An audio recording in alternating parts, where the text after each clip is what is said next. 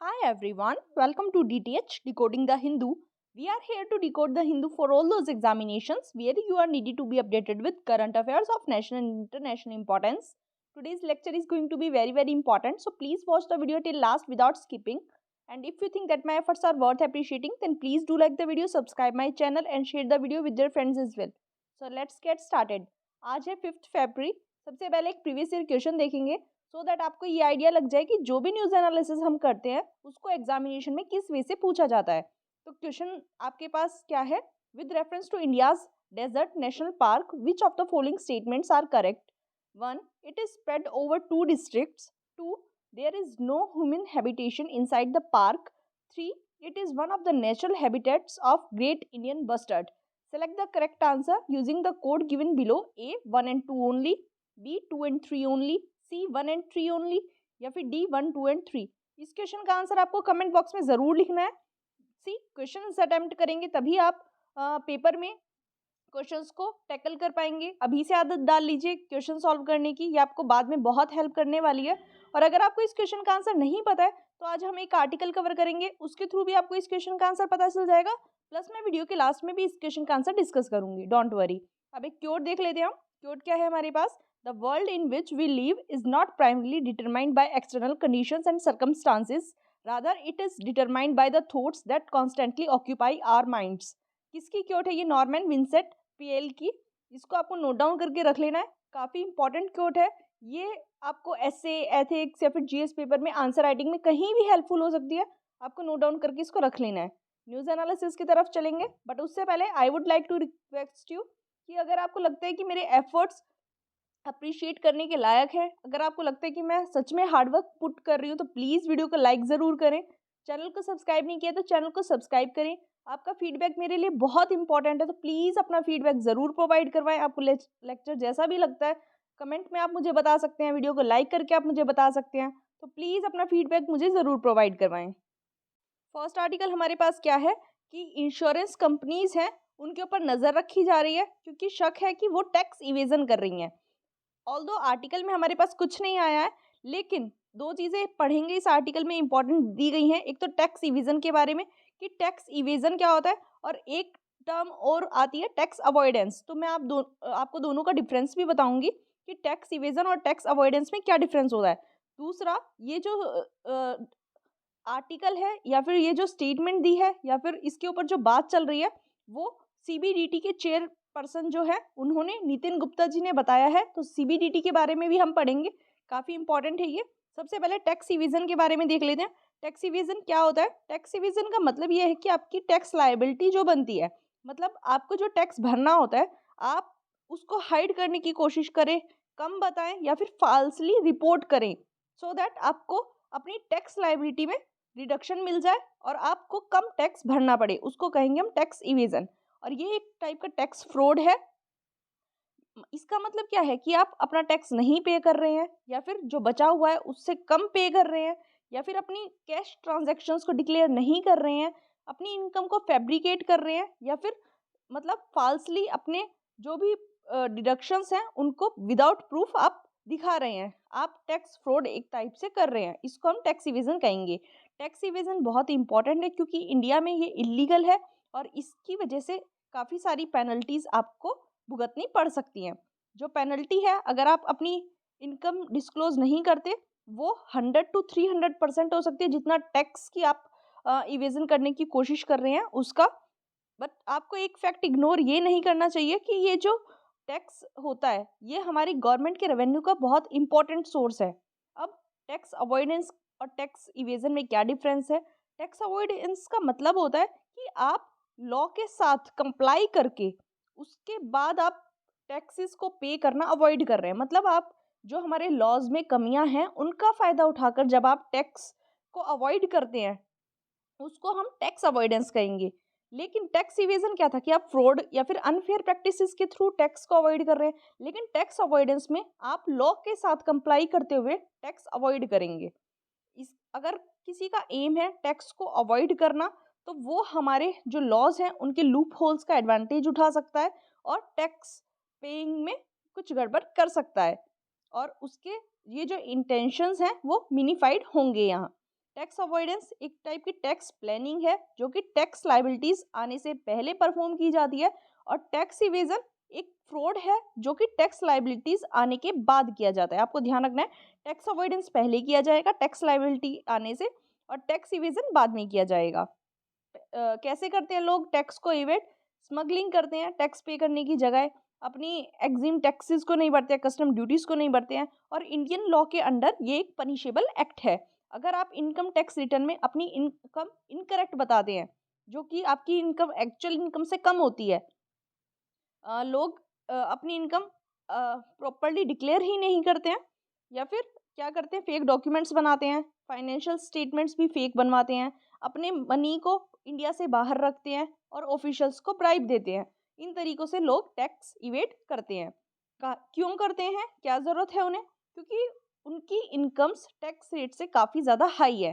तो मनी को बचाने के लिए, क्योंकि हमारी टैक्स अथॉरिटीज़ क्या है, विजिलेंट नहीं है, टैक्स लॉ एनफोर्समेंट भी स्ट्रिक्ट नहीं है, तो लोगों को ये लगता है कि वो टैक्स को इवेड करके बच सकते हैं, क्योंकि कोई भी कॉन्सिक्वेंसेस नहीं होंगे।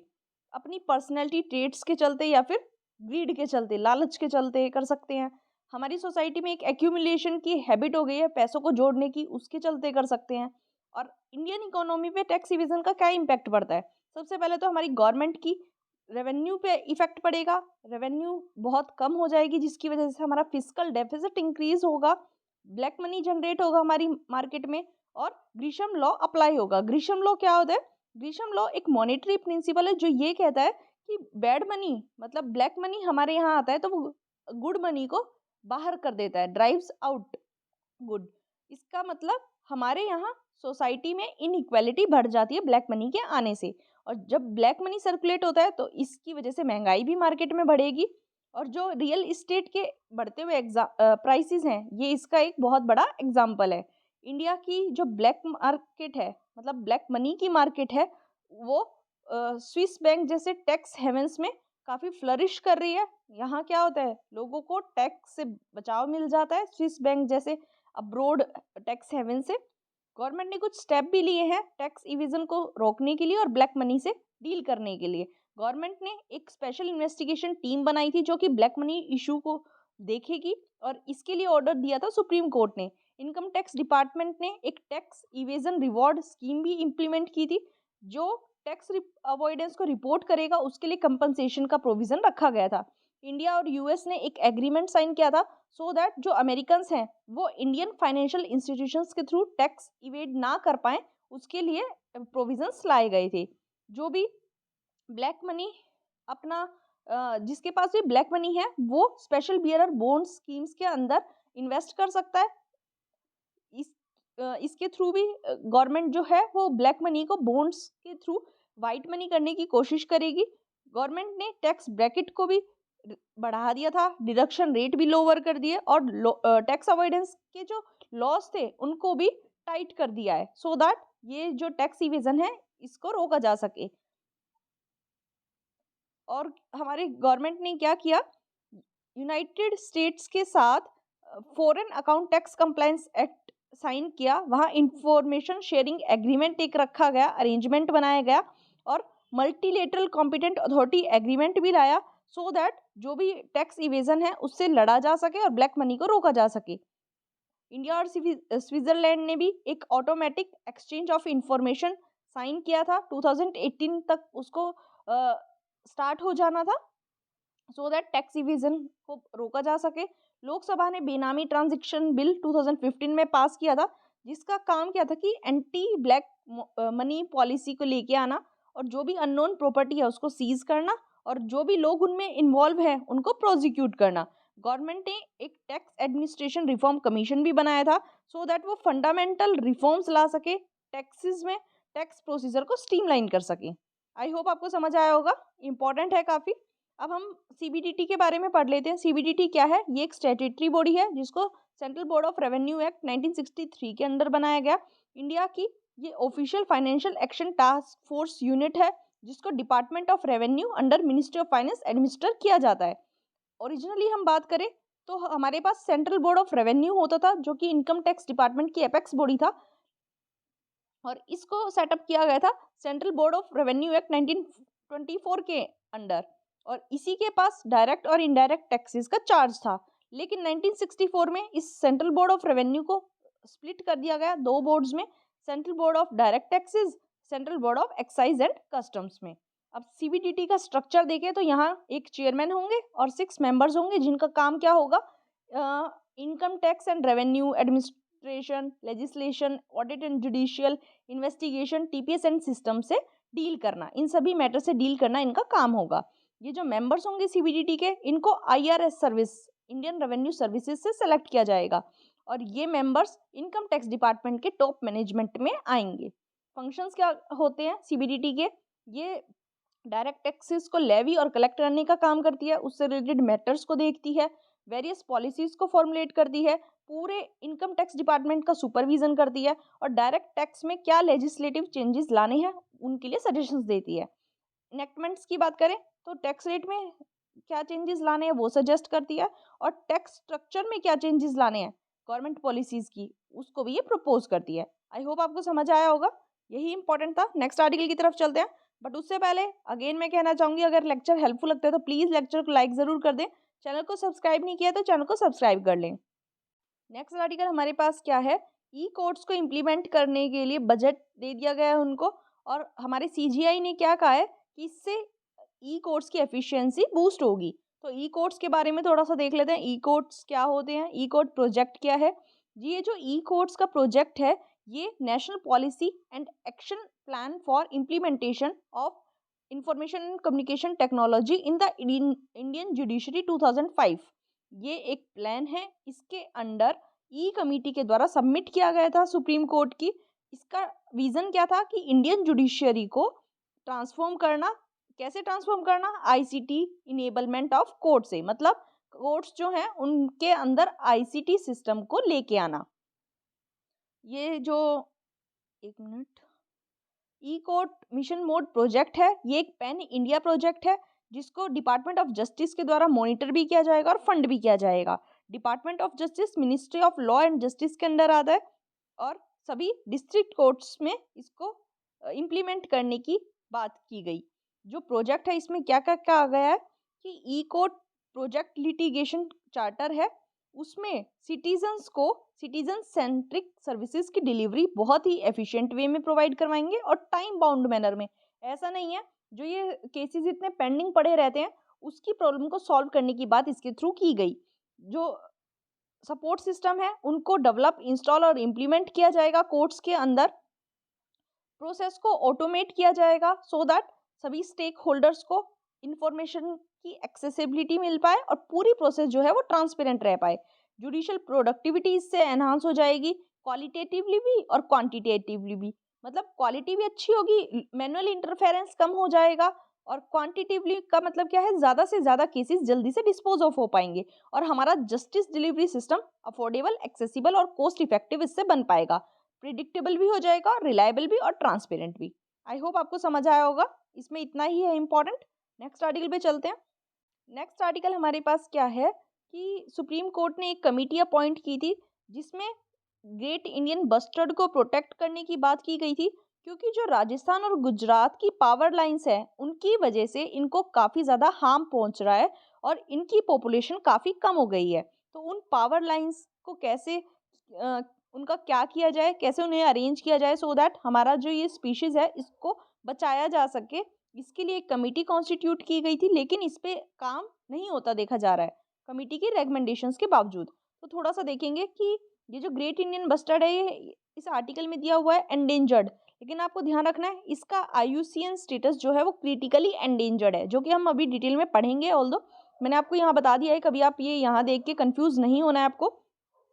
सुप्रीम कोर्ट ने ये ऑर्डर दिया था कि लो वोल्टेज पावर लाइंस जो होंगी उनको अंडरग्राउंड करना है, लेकिन उसके बावजूद भी कोई सिग्निफिकेंट स्टेप ना ही पावर कंपनीज ने लिया है और ना ही स्टेट गवर्नमेंट ने लिया है। 7200 किलोमीटर की ये जो लाइंस हैं ये किस लिए हैं कि सोलर पावर को ग्रिड में ट्रांसफर किया जाए, लेकिन ये जो एग्जिस्टिंग लाइंस हैं ये बर्ड्स को हार्म कर रही हैं। प्रायोरिटी जोन ऐसे एरियाज होते हैं जहाँ ये बर्ड्स रहते हैं, और पोटेंशियल रीजंस वो होते हैं जो कि कंजर्वेशन प्रोग्राम जहाँ इम्प्लीमेंट किए जाते हैं ब्रीडिंग के लिए, जहाँ इन बर्ड्स की कैप्टिविटी होती है। तो वहाँ ये जो लाइन्स हैं ये इन बर्ड्स को हार्म कर रही हैं। इनकी पॉपुलेशन काफ़ी कम हो गई है, इनकी डेथ हो रही है पावर लाइन से। तो यहाँ हमारे लिए इस आर्टिकल में इसके बारे में पढ़ना ग्रेट इंडियन बस्टर्ड के बारे में इम्पोर्टेंट हो जाता है। ग्रेट इंडियन बस्टर्ड का साइंटिफिक नेम क्या है? आर्डियोटिस निग्रिसेप्स। ये राजस्थान का स्टेट बर्ड है, आपको ध्यान रखना है। और इंडिया का मोस्ट क्रिटिकली एंडेंजर्ड बर्ड, ये आपको ध्यान रखना है, इंपॉर्टेंट है, इसीलिए ये ज़्यादा इंपॉर्टेंस रखता है। ये एक फ्लैगशिप ग्रासलैंड स्पीसीज भी कंसीडर किया जाता है, क्योंकि इसी की वजह से हमें ग्रासलैंड इकोलॉजी की हेल्थ का पता चलता है। फ्लैगशिप स्पीसीज क्या होती है? जिनकी वजह से हमें वहाँ की इकोलॉजी का पता चलता है। तो ये यहाँ की इकोलॉजी की फ्लैगशिप स्पीसीज है, जिससे हमें ग्रासलैंड इकोलॉजी की हेल्थ का पता चलता है। इसकी पॉपुलेशन मेनली राजस्थान और गुजरात में पाई जाती है।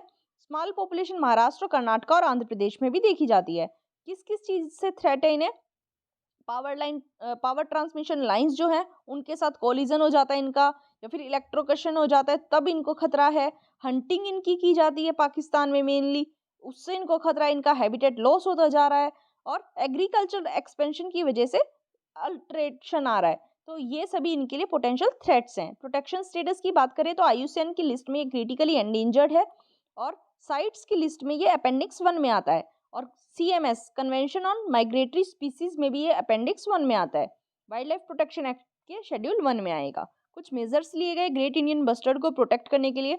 एक लाएगा स्पीशीज रिकवरी प्रोग्राम, इसको ministry of environment, forest and climate change ने लाया था, सो दैट ये एक इंटीग्रेटेड डेवलपमेंट रखा गया वाइल्ड लाइफ हैबिटेट्स के लिए। दूसरा प्लान था नेशनल बस्टर्ड रिकवरी प्लान, इसको अभी कंजर्वेशन एजेंसीज के द्वारा इम्प्लीमेंट किया जा रहा है। अगला है कंजर्वेशन ब्रीडिंग फैसिलिटी, जहां ministry of environment, forest and climate change, Rajasthan government और wild life institute of India ने एक कंजर्वेशन ब्रीडिंग फैसिलिटी को सेटअप किया था डेजर्ट नेशनल पार्क में इन जून 2019। इसका ऑब्जेक्टिव क्या था कि ये जो ग्रेट इंडियन बस्टर्ड है इनकी एक कैप्टिव पॉपुलेशन को बिल्डअप करना और चिक्स को रिलीज करना, सो दैट इनकी पॉपुलेशन को इंक्रीज किया जा सके। प्रोजेक्ट ग्रेट इंडियन बस्टर्ड लाया गया, ये राजस्थान गवर्नमेंट ने लॉन्च किया था। इसका एम क्या था? ब्रीडिंग एनक्लोजर्स को कंस्ट्रक्ट करना, सो दैट ये लोग इनकी पॉपुलेशन बढ़ सके और इनके हैबिटेट पे ह्यूमन प्रेशर कम हो, इसके लिए इंफ्रास्ट्रक्चर डेवलप करना। इको फ्रेंडली मेजर्स लिए गए, टास्क फोर्स सेटअप किया गया जो कि इको फ्रेंडली मेजर्स बताएगा कि पावर ट्रांसमिशन लाइंस का इम्पैक्ट जो है इन इस स्पीसीज पे कैसे मिटिगेट किया जाए, और कैसे जो पावर ट्रांसमिशन इंफ्रास्ट्रक्चर है उसको अरेंज किया जाए, सो दैट इन स्पीशीज को कोई खतरा ना हो। आई होप आपको समझ आया होगा ग्रेट इंडियन बस्टर्ड के बारे में। IUCN स्टेटस आपको ध्यान रखना है, क्रिटिकली एंडेंजर्ड है। ये मेनली राजस्थान और गुजरात में पाए जाते हैं। ये एक दो चीज़ें आपको ध्यान रखनी है, राजस्थान का ये स्टेट बर्ड है। नेक्स्ट आर्टिकल पे चलते हैं। नेक्स्ट आर्टिकल हमारे पास क्या है? CDSCO central drugs standard control organisation ने तमिलनाडु में एक फर्म है जो कि आई लुब्रिकेंट बनाती है, उसको बार कर दिया है, क्योंकि US centre for disease control and prevention ने एक रिपोर्ट दी है जहां 55 केसेस में इस आई लुब्रिकेंट का एडवर्स इफेक्ट देखा गया है। तो तब तक इसको सस्पेंड कर दिया गया है जब तक कि पूरा प्रोब कंप्लीट नहीं हो जाता, छानबीन कंप्लीट नहीं हो जाती। तो CDSCO के बारे में पढ़ना हमारे लिए इंपॉर्टेंट है। इस आर्टिकल में CDSCO के बारे में देखेंगे। CDSCO सेंट्रल ड्रग अथॉरिटी है, जिसका काम क्या है कि ये सेंट्रल गवर्नमेंट जो भी इसे फंक्शन असाइन करती है उसको डिस्चार्ज करती है, काम करती है ये ड्रग्स एंड कॉस्मेटिक एक्ट्स के अंडर। मेजर फंक्शंस इसके क्या हैं? जो भी ड्रग्स को इंपोर्ट करना है या फिर नई ड्रग्स को अप्रूव करना है या फिर क्लिनिकल ट्रायल्स करना है, उसका रेगुलेटरी कंट्रोल ये करती है। और सेंट्रल लाइसेंस अप्रूविंग अथॉरिटी भी यही है, और कुछ लाइसेंसेस ये अप्रूव करती है। जो drug controller general of India है वो लाइसेंसेस अप्रूव करने के लिए रिस्पॉन्सिबल होते हैं ड्रग्स की, जैसे कि ब्लड और blood products, IV fluids, vaccines और सीरा। ये ministry of health and family welfare के अंडर आता है। इसमें इतना ही इम्पोर्टेंट है। नेक्स्ट आर्टिकल पे चलते हैं। नेक्स्ट आर्टिकल बहुत ज़्यादा इंपॉर्टेंट है, काफ़ी सारी चीज़ें एग्जामिनेशन पॉइंट ऑफ व्यू से इसमें दी गई हैं। इंडिया ने UAE और फ्रांस के साथ मिलके एक ट्राइलेटरल पार्टनरशिप की है, जिस पे क्लीन एनर्जी पे काम किया जाएगा और पेंडेमिक उसके बाद के काउंटर स्टेप्स लेने की बात की जाएगी, उसके लिए स्टेप्स लिए जाएंगे। तो ये जो ट्राइलेटरल इनिशिएटिव है ये एक फोरम की तरह काम करेगा जहां कोऑपरेशन प्रोजेक्ट्स को डिजाइन और एग्जीक्यूट किया जाएगा। एनर्जी की फील्ड में सोलर एनर्जी और न्यूक्लियर एनर्जी पे मेन फोकस दिया जाएगा और जो क्लाइमेट चेंज है उसके अगेंस्ट कैसे लड़ा जाए उस पर बातचीत की जाएगी, उसके लिए स्टेप्स लिए जाएंगे। बायोडाइवर्सिटी के प्रोटेक्शन पे बात की जाएगी और इंडियन ओशन रीजन के ऊपर बात की जाएगी। और टुवर्ड्स वन हेल्थ के मोटो को हम कैसे अचीव कर सकते हैं उसके ऊपर भी बात की जाएगी।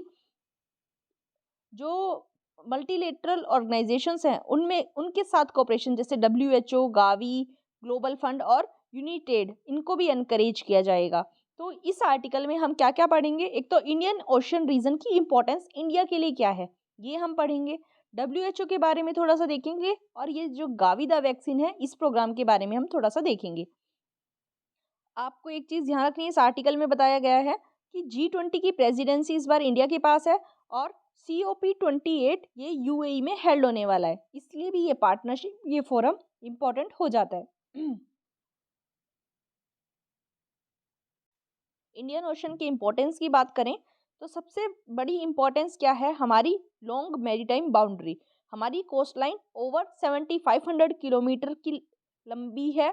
तो इंडिया का एक नेचुरल इंटरेस्ट आ जाता है मैरीटाइम सिक्योरिटी को एनहांस करने में, हमारी कम्युनिकेशन की सी लेन्स को सिक्योर करना। इंडियन ओशन में हमारी 3 major sea lanes of communication आती है जो हमारी एनर्जी सिक्योरिटी और इकोनॉमिक प्रोस्पेरिटी में काफ़ी इंपॉर्टेंट रोल प्ले करती है। और ये जो सी लेन्स ऑफ कम्युनिकेशन है ये रेड सी को इंडियन सी से कनेक्ट करती है थ्रू बैब एल मंडेब, जहाँ से एशिया का इंटरनेशनल ट्रेड का मेजर बल्क ट्रांसपोर्ट किया जाता है। और यहीं से जो मेजर ट्रेडिंग पार्टनर्स है हमारे यूरोप और अमेरिका में, उनके साथ हम ट्रेड करते हैं। और SLOC ही पर्शियन गल्फ से इंडियन ओशन को कनेक्ट करता है थ्रू स्टेट ऑफ हॉर्मूज, जहाँ से एनर्जी एक्सपोर्ट्स किए जाते हैं मेजर डेस्टिनेशंस पे जैसे इंडिया, एशियन और ईस्ट एशिया में। इस SLOC के थ्रू ही इंडियन और Pacific oceans straight of Malacca के थ्रू कनेक्टेड है, जहाँ से एशियन, ईस्ट एशिया, रशियाज फार ईस्ट और US में ट्रेड इजीली किया जाता है। तो आप देख सकते हैं कितना ज़्यादा इंपॉर्टेंट है इंडियन ओशन रीजन। और एक ओवरऑल बात करें तो इंडियन ओशन रीजन से वर्ल्ड का मैरीटाइम ट्रेड 75% होता है और daily global oil consumption 50% Indian Ocean region के थ्रू किया जाता है। UNGA की बात करेंगे, UNGA भी इम्पॉर्टेंट है इस आर्टिकल में हमारे लिए। UNGA क्या है, यूनाइटेड नेशन का प्रिंसिपल कंपोनेंट है ये, और ये एक मिनट यूनाइटेड नेशन की मेन गवर्निंग बॉडी है इस ऑर्गेनाइजेशन की, और मोस्ट रिप्रेजेंटेटिव बॉडी भी UN की यही है। जो सभी UN के मेंबर्स हैं इनको UNGA में रिप्रेजेंट किया जाता है। कई बार इसे केवल जनरल असेंबली भी बोल दिया जाता है। इसमें 193 मेंबर्स हैं, जो भी UN के मेंबर्स हैं वो है UNGA के मेंबर्स भी हैं। ये एनुअली हर साल मीट करती है, हेडक्वार्टर इसके न्यूयॉर्क सिटी में है। मेनली ये सितंबर में होती है इसकी मीटिंग, और कई बार ज़रूरत हो तो किसी दूसरे टाइम पे भी इसकी मीटिंग की जा सकती है अगर ज़रूरत होगी तो। UNGA को प्रेसिडेंट हेड करेंगे जिन्हें 1 साल के लिए इलेक्ट किया जाता है। कुछ sometimes it is also known as parliament of the world. UNGA जो है वो इम्पोर्टेंट मैटर्स पे बात करता है जैसे पीस एंड सिक्योरिटी या फिर अदर इंटरनेशनल इश्यूज पे। ये नए मेंबर्स को एडमिट करना है या नहीं करना उस पर भी डिसीजन लेता है, और डिसीजन जो है वो वोटिंग के द्वारा लिए जाते हैं। सिंपल मेजोरिटी को कंसीडर किया जाता है मेनली, लेकिन इंपॉर्टेंट डिसीजन हो वहाँ 2/3 मेजोरिटी को कंसीडर किया जाता है, और हर मेंबर के पास 1 वोट होता है। UNSC की तरह यहाँ किसी के पास वीटो पावर नहीं होती, सबके पास 1 वोट होता है। 1953 में विजय लक्ष्मी पंडित 8th प्रेसिडेंट बनी थी UNGA की, और ओनली इंडियन GA प्रेसिडेंट आज तक, केवल इनके अलावा कोई नहीं बना है UNGA का प्रेसिडेंट, 1953 में यही बनी थी। अब WHO के बारे में पढ़ेंगे, ये भी इम्पॉर्टेंट है। WHO जो है वो यूनाइटेड नेशंस की स्पेशलाइज्ड एजेंसी है हेल्थ के लिए, जिसको 1948 में फाउंड किया गया था। हेडक्वार्टर जिसके जेनेवा स्विट्जरलैंड में सिचुएटेड है। 194 मेंबर स्टेट्स हैं इसमें, 150 कंट्री ऑफिसेज हैं और 6 इसके रीजनल ऑफिसेज हैं। ये एक इंटर गवर्नमेंटल ऑर्गेनाइजेशंस है जो कि अपनी मेंबर स्टेट्स के साथ कोलैबोरेट करके काम करती है, और उनकी मिनिस्ट्री ऑफ हेल्थ के साथ मिलजुल के काम करेगी। WHO ग्लोबल हेल्थ मैटर्स पे लीडरशिप भी प्रोवाइड करवाती है, हमारे हेल्थ रिसर्च एजेंडा को भी शेप करती है, नॉर्म्स और स्टैंडर्ड्स को भी सेट करने का काम WHO का ही है, एविडेंस बेस्ड पॉलिसी ऑप्शंस भी ये आर्टिकुलेट करती है, टेक्निकल सपोर्ट कंट्रीज को प्रोवाइड करवाती है और हेल्थ ट्रेंड्स को मॉनिटर भी करती है और असेस भी करती है। इसने अपना काम अप्रैल 7 1948 से करना स्टार्ट किया था और इसी वजह से अप्रैल 7 को हम वर्ल्ड हेल्थ डे के तौर पे भी सेलिब्रेट करते हैं। ऑब्जेक्टिव्स क्या क्या है इसके? इंटरनेशनल हेल्थ वर्क के लिए ये को डायरेक्ट करने वाली और कोऑर्डिनेट करने वाली ये सुप्रीम बॉडी है। इसका काम है यूनाइटेड नेशन, उसकी स्पेशलाइज्ड एजेंसीज या फिर governmental health administrations, professional groups और बाकी ऑर्गेनाइजेशंस के साथ कोलैबोरेट करके एक इफेक्टिव हेल्थ के लिए काम करना। ये गवर्नमेंट्स को उनकी रिक्वेस्ट के साथ में, अगर कोई गवर्नमेंट रिक्वेस्ट करती है हेल्थ सर्विसेज के लिए तो वहाँ असिस्टेंस भी प्रोवाइड करवाती है और ये साइंटिफिक और प्रोफेशनल ग्रुप्स में कोऑपरेशन को भी प्रमोट करती है जिससे कि हेल्थ सेक्टर में एडवांसमेंट हो सके। गवर्न कैसे की जाती है? इसमें वर्ल्ड हेल्थ असेंबली होती है जो कि WHO की डिसीजन मेकिंग बॉडी होती है, जिसे WHO के मेंबर स्टेट्स के सभी डेलीगेशंस अटेंड करते हैं। हर साल की जाती है WHO के हेडक्वार्टर्स में, जेनेवा, स्विट्जरलैंड में। स्पेसिफिक हेल्थ एजेंडा जो है वो इसके एग्जीक्यूटिव बोर्ड के द्वारा प्रिपेयर किया जाता है, लेकिन फोकस जो है वो असेंबली का ही रहता है। जब कोविड-19 पेंडेमिक की स्टार्टिंग हुई थी तो 2022 में इस असेंबली ने फर्स्ट इन पर्सन असेंबली अपनी रखी थी। मतलब उसके बाद से 2019 से लेके 2022 तक यहाँ इन पर्सन असेंबली नहीं रखी गई। मई 2022 में वर्ल्ड हेल्थ असेंबली का 75th सेशन हेल्ड किया गया एट WHO। काम क्या क्या होते हैं इसके? हेल्थ असेंबली जो है वो ऑर्गेनाइजेशन की पॉलिसीज़ को डिटरमाइन करती है, ऑर्गेनाइजेशन की फाइनेंशियल पॉलिसीज़ को ये सुपरवाइज करती है और बजट को भी रिव्यू और अप्रूव करने का काम यही करती है। ये इकोनॉमिक एंड सोशल काउंसिल को भी रिपोर्ट करती है।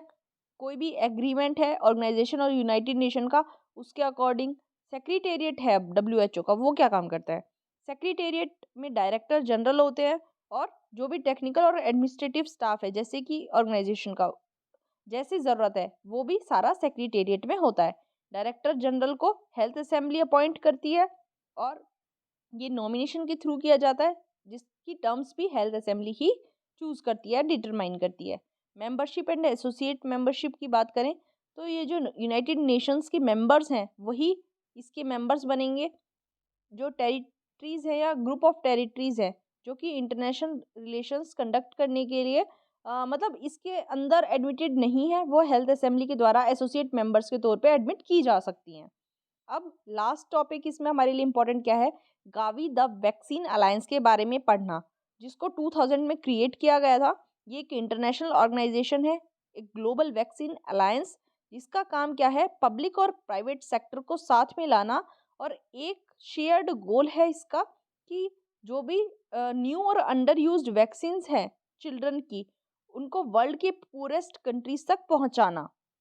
इसका कोर पार्टनर्स कौन कौन से हैं? WHO, यूनिसेफ, वर्ल्ड बैंक और मिल एंड मिलेंडा गेट्स फाउंडेशन। जून 2019 में गावी बोर्ड ने एक 5 ईयर स्ट्रेटेजी, जिसे गावी 5.0 बोला गया, वो अप्रूव की थी और उसका विजन क्या था?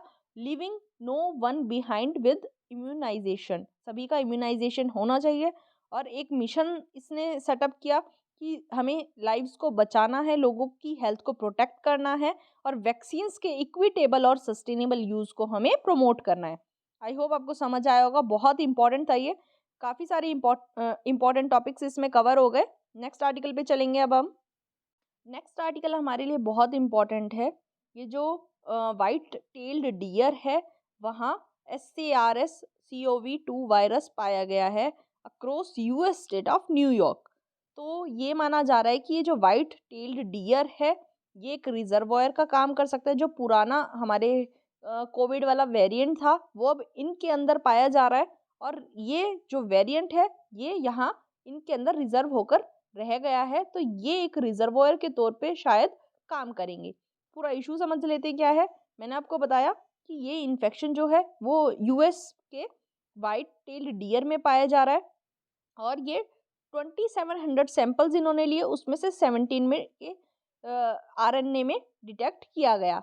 ये जो वायरल सीक्वेंसेस हैं, इन्हें ये जो हमारे ह्यूमंस में मिली थी उससे काफ़ी ज़्यादा ये डाइवर्जेंट है, काफ़ी ज़्यादा अलग है।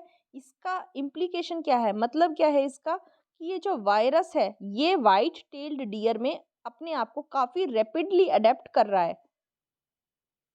ये भी पॉसिबिलिटी है कि ये जो वायरस है ये इसका ये वेरिएंट इस वाइट टेल्ड डियर में रिजर्व रह जाए, ये एक रिजर्वोयर के तौर पे काम करे और ये ह्यूमन पॉपुलेशन में अब आगे सर्व नहीं सर्कुलेट ना हो पाए। मतलब ह्यूमंस ने तो इम्यूनिटी डेवलप कर ली है इस ओल्ड वायरस के अगेंस्ट, लेकिन ये वायरस का जो वेरिएंट है ये शायद वाइट टेल्ड डियर में हमेशा के लिए रह जाएगा। हमें पता है ये एस2 जो है वाइट टेल डियर का, इसमें ह्यूमन एस2 रिसेप्टर्स से काफ़ी ज़्यादा सिमिलैरिटी होती है, इसीलिए प्रिडिक्ट किया जा रहा है कि ये जो वायरस है ये डियर के सेल्स में एंटर कर पाया और वहाँ बाइंड कर पाया, क्योंकि वाइट टेल डियर का एस2 और ह्यूमंस का एस2 इनके रिसेप्टर्स सेम होते हैं, काफ़ी ज़्यादा सिमिलैरिटी इनमें देखी गई है। तो ये रीज़न बताया जा रहा है। इस पे अभी और ज़्यादा रिसर्च चल रही है। इस पे जो भी आएगा आगे वो आ जाएगा आर्टिकल। अभी तक केवल इतनी ही इन्फॉर्मेशन है। हमें अभी सर्विलेंस प्रोग्राम्स की ज़रूरत है सो दैट हम सर्कुलेशन को मॉनिटर कर पाएँ, इसके डिस्ट्रीब्यूशन को देख पाएँ और कैसे ये वेरिएंट इवॉल्व कर रहा है वाइट टेल डियर पॉपुलेशन में उसको देख पाएँ और मेजर्स इस्टेब्लिश कर पाएँ सो दैट ये एडिशनल वायरस इंट्रोडक्शन है ये वापस ह्यूमंस में ना आ पाए। ये हमें मेन ध्यान रखना है कि इसका कोई भी वेरिएंट ऐसा डेवलप ना हो जाए कि वापस ह्यूमंस को खतरा पहुंचाए। तो इस आर्टिकल में हम पढ़ेंगे वाइट टेल्ड डियर के बारे में, काफ़ी इंपॉर्टेंट है ये। इसका साइंटिफिक नाम क्या है, ओडोकॉइलियस विर्जीनियस। तो आपको ये ध्यान रखना है हल्का सा, इसको वाइट टेल या फिर विर्जीनिया डियर भी कहा जाता है। ये एक मीडियम साइज का डियर होता है। North America, Ecuador, central America, Peru, south America और बोलिविया में ये नेटिव रूप से पाया जाता है और इसको New Zealand, Cuba, Puerto Rico, Jamaica, Hispaniola यहाँ भी इंट्रोड्यूस किया गया। यूरोप की भी कुछ कंट्रीज़ में जैसे फिनलैंड, चेक रिपब्लिक, रोमानिया, फ्रांस, जर्मनी और सर्बिया में इसको इंट्रोड्यूस किया गया था। आईयूसीएन क्लासिफिकेशन की बात करें तो लीस्ट कंसर्न, ये इंपॉर्टेंट होता है आईयूसीएन स्टेटस, तो वो इसका है लीस्ट कंसर्न, ये आपको ध्यान रखना है। नेक्स्ट आर्टिकल पे चलेंगे। देखिए नेक्स्ट आर्टिकल भी काफ़ी इंटरेस्टिंग है। नेक्स्ट आर्टिकल में क्या कहा गया है कि क्लाइमेट चेंज की वजह से हाइड्रो पावर जनरेशन इंक्रीज हो सकता है। सिंपली इस आर्टिकल में क्या कहा गया है, जैसे हमें पता है क्लाइमेट चेंज की वजह से रेनफॉल कुछ एरियाज में काफ़ी ज़्यादा आ रही है, तो उस पानी को हम हाइड्रो पावर जनरेशन के लिए यूज़ कर सकते हैं। तो इस ये पूरा आर्टिकल उसी एक फॉर्मूला कहेंगे या फिर उसी एक थ्योरी पे बेस है कि जैसे जैसे बारिश ज़्यादा होगी, ज़्यादा पानी होगा, ज़्यादा हाइड्रो पावर हम जनरेट कर पाएंगे। तो थोड़ा सा मैं आपको डिटेल में बता देती हूँ, ये पूरे पॉइंट्स बताए गए हैं। सबसे पहला आपको ये ध्यान रखना है कि हाइड्रो पावर जो है उसकी वजह से इंडिया में 13% पावर जनरेट होती है। टोटल जो पावर जनरेट होती है उसका 13% हाइड्रो पावर वो अकाउंट करती है, आपको ध्यान रखना है। अब क्या कहा गया है कि स्टडी में ये बोला गया है कि जो कैचमेंट एरियाज हैं वहाँ रेनफॉल इंक्रीज हुई है, इसकी वजह से नॉर्थ, सेंट्रल और साउथ इंडिया के जो मेजर रिजर्वॉयर्स हैं 46, उनमें रिजल्टेंट इनफ्लो पानी का वो बढ़ा है क्योंकि रेनफॉल ज़्यादा हुई है इसलिए। और ये क्यों हुआ है, क्योंकि हमारा क्लाइमेट जो है वो ज़्यादा गर्म होता जा रहा है, वार्मर होता जा रहा है। हाइड्रो पावर प्रोडक्शन 9 से 36% तक इंक्रीज हुआ है ड्यू टू इंक्रीज्ड रेनफॉल। मैंने आपको बताया रिजर्वर में पानी ज़्यादा हो रहा है। साउथ इंडिया के डैम्स के साथ कंपेयर करें तो जो नॉर्थ और सेंट्रल इंडिया के डैम्स हैं वहाँ ज़्यादा हाइयर रेनफॉल प्रोजेक्ट की जा रही है और ज़्यादा पानी का इनफ्लो भी प्रोजेक्ट किया जा रहा है। साउथ इंडिया के 11 में से 8 डैम्स में हाइड्रो पावर पोटेंशियल में डिक्लाइन हम एक्सपीरियंस करेंगे, ऐसा प्रोजेक्शन रखा जा रहा है। और मोस्टली जो इंक्रीज्ड इनफ्लो है डैम्स के अंदर वो एक्सट्रीम रेनफॉल इवेंट से एक्सपेक्ट किया जा रहा है। इंक्रीज्ड और ये जो सडन इनफ्लो है ये एक्सट्रीम रेनफॉल की वजह से होगा, जिसकी वजह से जो ऑलरेडी फुल हैं रिजर्वर्स वहाँ एक चैलेंज हमारे लिए हो जाता है क्योंकि वहाँ फ्लड आने का खतरा हो जाएगा, क्योंकि रिजर्वर्स ऑलरेडी अपनी कैपेसिटी तक फिल हैं, ज़्यादा एक्सट्रीम रेनफॉल आएगी, सडन इनफ्लो होगा, तो उससे फ्लड का खतरा बढ़ जाएगा। तो उससे हम कैसे डील करेंगे? हमें रिलायबल वेदर और इनफ्लो फोरकास्ट चाहिए सो दैट हम स्टोरेज को मेंटेन कर पाएँ और इतने ज़्यादा हाई इनफ्लो को, जो कि एक्सट्रीम रेनफॉल की वजह से हो सकता है, उसको एकोमोडेट कर पाएँ। ये पूरे आर्टिकल में बोला गया है। पूरी समरी मैंने आपको बता दी। अब हम हाइड्रो पावर के बारे में पढ़ेंगे, हाइड्रो इलेक्ट्रिक पावर के बारे में, जिसको हाइड्रोलिक पावर भी कहा जाता है। जब पानी जो है वो हायर लेवल से लोअर लेवल तक जाता है, तो वो टरबाइन को घुमाता है, जिसकी वजह से पानी की काइनेटिक एनर्जी मैकेनिकल एनर्जी में कन्वर्ट होती है और उसी से जनरेटर चलता है। ये जो एनर्जी है, इसमें क्या किया जाता है, ट्रांसफॉर्मर्स यहाँ लगाए जाते हैं सो दैट उसकी वोल्टेज इंक्रीज की जा सके और उसके बाद उसको इलेक्ट्रिसिटी ग्रिड में ट्रांसमिट किया जाता है। हाइड्रो पावर बहुत ही चीपेस्ट सोर्स है एनर्जी का, क्लीन सोर्स है एनर्जी का, लेकिन इसके साथ साथ काफ़ी एनवायरमेंटल और सोशल इश्यूज एसोसिएट रहते हैं। जैसे कि तहरी, नर्मदा में, बिग डैम्स में देखा गया है क्या क्या इशू रहते हैं। स्मॉल हाइड्रो पावर जो है वो इन प्रॉब्लम से फ्री रहती है, लेकिन उसकी कैपेसिटी ऐसे कम हो जाती है। इंडिया में 197 हाइड्रो पावर प्लांट्स हैं। 19th सेंचुरी का जो एंड था, तब से पावर का डेवलपमेंट हमारे यहाँ देखा गया। 1897 में इलेक्ट्रिसिटी को दार्जिलिंग में कमीशन किया गया था। 1902 में एक हाइड्रो पावर स्टेशन शिव समुद्रम कर्नाटका में जो है वहाँ कमीशन किया गया। अब हाइड्रो प्रोजेक्ट्स को कैसे क्लासिफाई किया जाता है? इंस्टॉल्ड कैपेसिटी के बेस पे। देखो, दो कैटेगरीज आ जाएंगी, स्मॉल और लार्ज हाइड्रो मेनली। तो जो इंडिया में 25 मेगावाट तक की कैपेसिटी वाले स्टेशंस हैं, उनको स्मॉल हाइड्रो पावर प्रोजेक्ट की कैटेगरी में रखा जाता है। अप टू 100 किलोवाट वाले को माइक्रो, 101 किलोवाट से 2 मेगावाट वालों तक मिनी, 2 मेगावाट से 25 मेगावाट स्मॉल, और जो हाइड्रो पावर प्रोजेक्ट्स जिनकी कैपेसिटी 500 मेगावाट से ज़्यादा है, उनको मेगा की कैटेगरी में रखा जाता है। और जिनकी 1500 मेगावाट से ज़्यादा है, उनको thermal project with install capacity की कैटेगरी में रखा जाता है। मिनिस्ट्री ऑफ पावर जो है वो लार्ज हाइड्रो पावर प्रोजेक्ट्स के लिए रिस्पॉन्सिबल है, जबकि जो स्मॉल हाइड्रो पावर प्रोजेक्ट्स हैं वो उनको देख रेख कौन करती है? Ministry of new and renewable energy. बहुत बहुत इंपॉर्टेंट है। यहाँ आपको फंसाएंगे कि large hydro projects ministry of power के अंडर आते हैं और small hydro power projects ministry of new and renewable energy के अंडर आएंगे। बहुत ज़्यादा इंपॉर्टेंट है ये। एडवांटेजेस क्या हो जाते हैं हाइड्रो पावर के? हाइड्रो पावर एक रिन्यूएबल सोर्स है एनर्जी का, क्योंकि ये वाटर को ना ही यूज़ करता है, कंज्यूम नहीं करता, और पानी ऐसा का ऐसा रहता है सो दैट उसको अदर पर्पसेस के लिए यूज़ किया जा सकता है। दूसरी बात, ये एक रिन्यूएबल सोर्स है एनर्जी का, जिसमें कोई भी कंज्यूमेबल्स इन्वॉल्व नहीं है, काफ़ी कम कॉस्ट इसकी आती है और हाई लॉन्ग टर्म एक्सपेंडिचर इसका नहीं होता है। ये चीपर है। जो इलेक्ट्रिसिटी हम कोल या फिर गैस फायर्ड प्लांट से जनरेट करते हैं उससे, इसकी वजह से जो फ्रीक्वेंसी फ्लक्चुएशंस की वजह से हमें फाइनेंशियल लॉसेस उठाने पड़ते हैं, वो भी कम हो जाते हैं।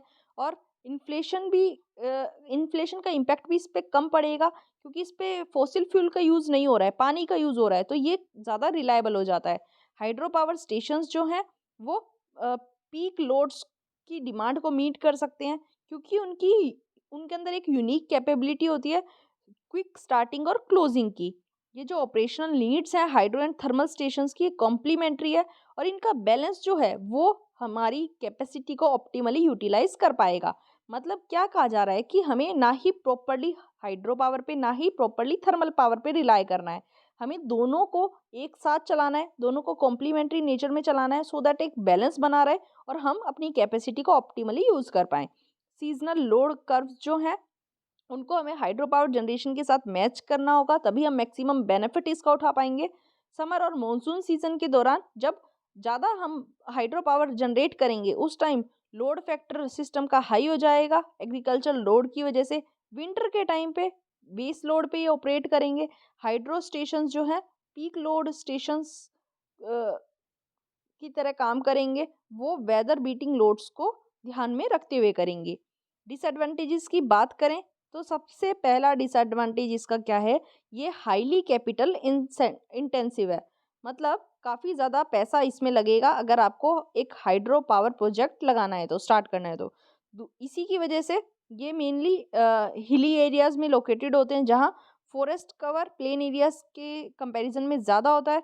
इसलिए कई बार फॉरेस्ट लैंड को डाइवर्ट करना पॉसिबल नहीं हो पाता है। कई बार लैंड जो है वो सबमर्ज कर जाती है, जिसकी वजह से फ्लोरा और फौना को का काफ़ी लॉस होता है। काफ़ी लार्ज स्केल पे लोगों का डिस्प्लेसमेंट होता है इन हाइड्रो पावर प्रोजेक्ट्स की वजह से। और डैम्स को केवल स्पेसिफिक लोकेशंस पर ही बनाया जा सकता है, और इसकी वजह से काफ़ी सारा एग्रीकल्चरल एरिया भी पानी के अंदर सबमर्ज हो जाता है। तो ये सभी इसके डिसएडवांटेजेस हैं। आई होप आपको समझ आया होगा। बहुत इंपॉर्टेंट है, काफ़ी सारी चीज़ें इसमें इंपॉर्टेंट है। देखो, एक चीज़ तो आपके लिए इंपॉर्टेंट क्या है, आपको ये ध्यान रखना है कि इसमें कैटेगरीज क्या क्या रखी गई हैं कैपेसिटी के अकॉर्डिंग। तो इसके जो माइक्रो मिनी स्मॉल मेगा में जो भी वैल्यूज़ हैं, ये आपको ध्यान होनी चाहिए। दूसरा आपको ध्यान रखना है कि जो लार्ज हाइड्रो पावर प्रोजेक्ट्स हैं, मिनिस्ट्री ऑफ पावर के अंडर आएंगे, और स्मॉल वाले ministry of new and renewable energy. ये दो चीज़ें बहुत ज़्यादा इंपॉर्टेंट है। नेक्स्ट आर्टिकल देखते हैं। देखिए, नेक्स्ट आर्टिकल ना बहुत ही डिफरेंट सा है। नेक्स्ट आर्टिकल में क्या कहा गया है कि रोड साइड डस्ट में जो जितना भी मैग्नेटाइट मिलेगा, उससे पोल्यूशन के सोर्सेज रिवील हो जाएंगे। मोटे मोटे तौर पे बताऊं मैं आपको, तो इस आर्टिकल में क्या कहा गया है कि जितना भी ट्रैफिक होगा, उसके प्रोपोर्शन में गिवन रोड पे हमें अमाउंट ऑफ मैग्नेटाइट मिल जाएगा, जिसकी वजह से हमें ये पता चल जाएगा कि व्हीकल इंजन्स में कितना फॉसिल फ्यूल्स कंबस्ट हुआ है, और हम ट्रैफिक का पता लगा पाएंगे। और ये काफ़ी इजी वे लग रहा है साइंटिस्ट को, क्योंकि इतने सारे जो भी वेज थे पुराने वाले, वो काफ़ी ज़्यादा कॉस्टली भी थे, टाइम कंज्यूमिंग थे, और उनमें काफ़ी ज़्यादा एनालिसिस भी लगता था। लेकिन अगर आप मैग्नेटाइट की हेल्प से ही ये पता लगा पा रहे हैं कि हमारे पोल्यूशन के सोर्सेज क्या हैं, तो ये cost effective, less time consuming और मोर कंस्ट्रक्टिव हो जाता है देन केमिकल एनालिसिस। और इकोनॉमिकली डेवलपिंग कंट्रीज़ के लिए तरीका जो है वो काफ़ी हेल्पफुल रहने वाला है। पॉल्यूशन किस वजह से आ रहा है, इसको हम डिटेक्ट कर पाएंगे, और वो भी काफ़ी कम टाइम में। तो मैग्नेटाइट मैं आपको बता दूं थोड़ा सा, मैग्नेटाइट क्या होता है। ये सबसे इम्पॉर्टेंट और बेस्ट काइंड का आयरन ओर होता है। इसमें 72% मेटेलिक आयरन हमें मिल जाती है, और ये मेनली कर्नाटका, आंध्र प्रदेश, राजस्थान, तमिलनाडु, गोवा एंड केरला में पाया जाता है। ये थोड़ा सा मैग्नेटाइट के बारे में आपको पता होना चाहिए, ये आयरन ओर है। तो ये स्टडी ये रिवील कर रही है कि हमारे लिए, हमारे साइंटिस्ट के लिए बहुत ईजी हो जाएगा इन पॉल्यूशन के सोर्सेज को रिवील करना with the help of magnetite.